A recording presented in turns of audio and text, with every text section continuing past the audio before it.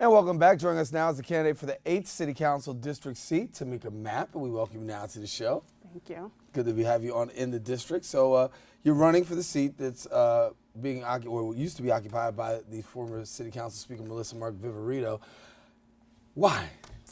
Because the city elected officials is not doing enough to protect our youth and do enough to make sure our housing stay affordable and making sure that the rezoning does not affect our families. So that's the reason why I'm running for office. So when you talk about District 8, obviously a lot of things, there's a lot of, you have East Harlem, then you have the Bronx as well. When you look around, what do you find to be the biggest priorities in terms of dealing with District 8? Affordable housing, making sure that every income bracket has a safe place to stay, regardless if you make $800 a year to all the way to $140,000 a year.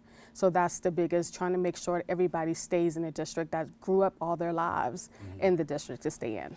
So given the fact that you have no political experience, but yet still you're seeking a seat, talk to us about that, because obviously that had to be a big question mark for you. I have no political experience, but yet and still you say, I can do it. Well, I worked for President Obama's campaign in 2012. I went from an assistant field organizer to a field director.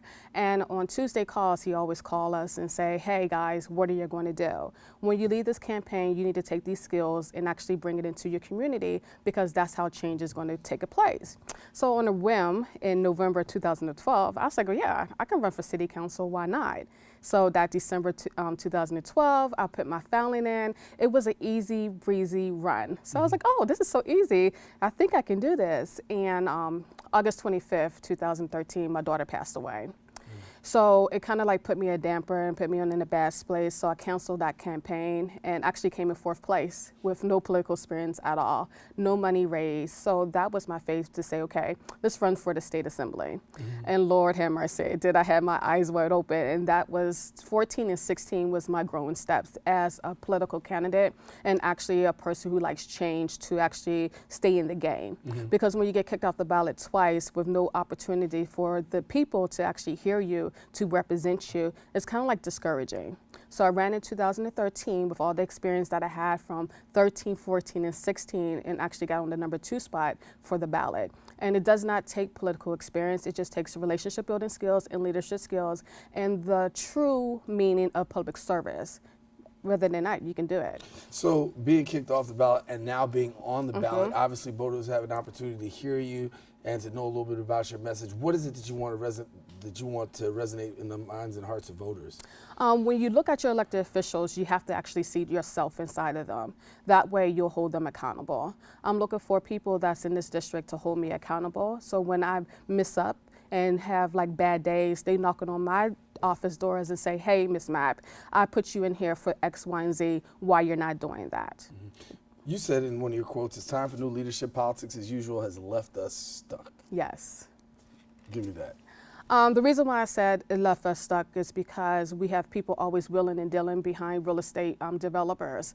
And as long as them back-ended deals with the real estate developers keep on continuing, it's going to displace us and it's going to keep us stuck because there's no true affordable housing actually coming in to play. So before you can actually think about affordable housing, you have to look at the wage increase.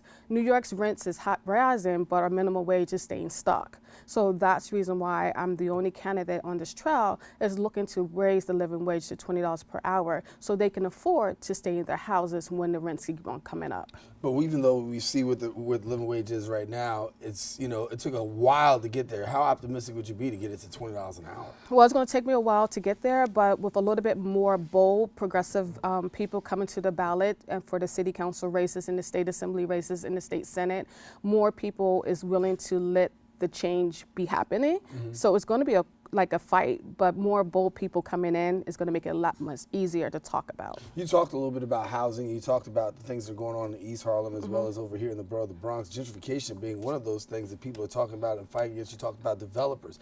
How do you propose in dealing with the gentrification crisis that seems to be going on and plaguing East Harlem and even parts of our Bronx?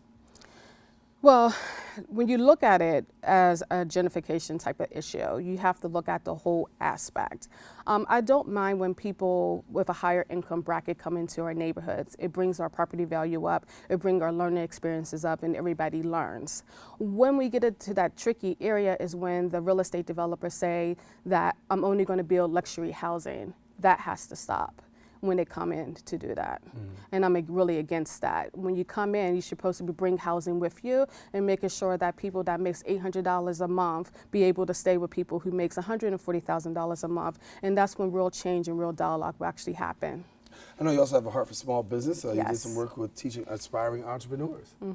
Well, as a small business owner myself, it's very important that small business owners in New York City knows their legal and financial responsibilities. That's one thing that the New York State failed to do. They make it so easy to file to become a business, but they don't tell you your insurance obligation and your tax obligation until you miss your filings, and then you get this big old bill. So that's where we will come in place to let them know the nuts and bolts of running their small businesses, so they don't have to be burdened with tax bills that they have no reason or no knowing about it. So when you talk about your campaign, what is it that you want voters to know in terms of Tamika Mapp? That I'm a bold person, and I like to come out of my comfort zone, and I don't mind speaking up for people. I'm actually in the trenches with everybody. You don't even know I'm a candidate when I'm in a neighborhood.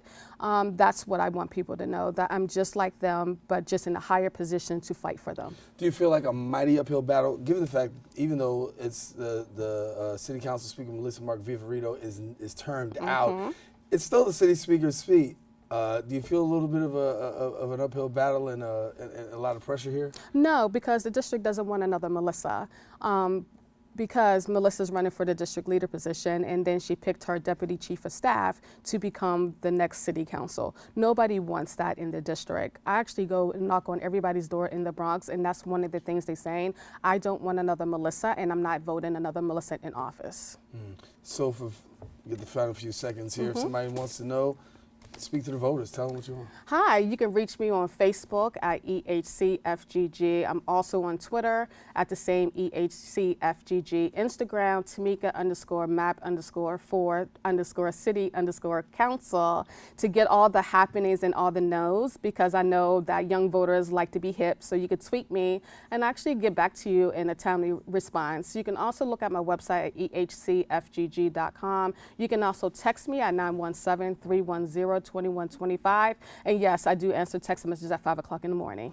Thank you. All right, Tamika Mapp, thank you so much for No coming problem. to share with us. She's running for City Council District 8's seat, the seat that has no incumbent. Melissa Mark Viverito, City Council Speaker, is actually termed out. Thank you for sharing with us here No problem. in the district. Thank you. All right, thanks for joining us. We'll be right back with more in a second.